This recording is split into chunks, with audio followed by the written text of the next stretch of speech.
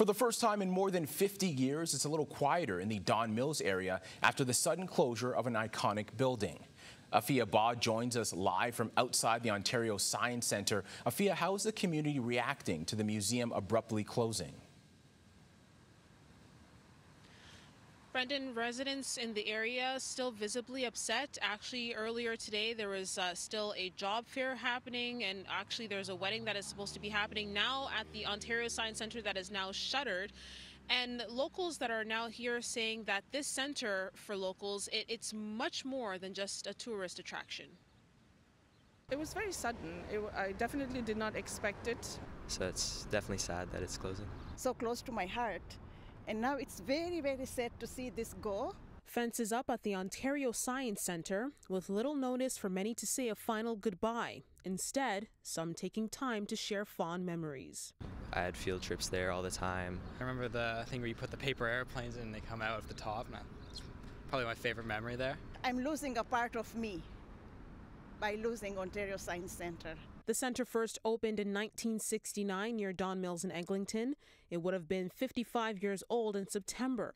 The landmark was the world's first interactive science centre and was located right in the heart of Flemington Park and Thorncliffe Park, two densely populated neighbourhoods now directly hit by this loss. There's a lot of STEM programming, a lot of recreational programmings that happen, and as an underserved community of both Flemington and Thorncliffe Park, this is going to have a huge impact on us. Provincial officials made the decision to immediately close the centre after an engineering report found that the roof is at risk of collapsing.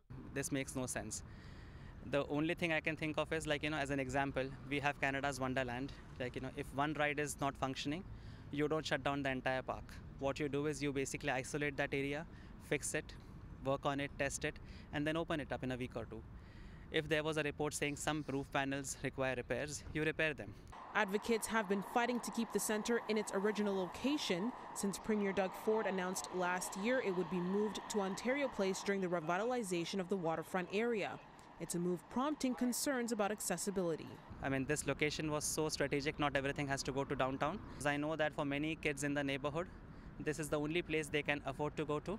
Right now they're able to walk across the streets and just get to the programming, but that's going to be a huge challenge for them. Local politicians also taken aback by the sudden decision. It's also an architectural gem that has been celebrated over and over again. It's not just that Torontonians' eyes are on this.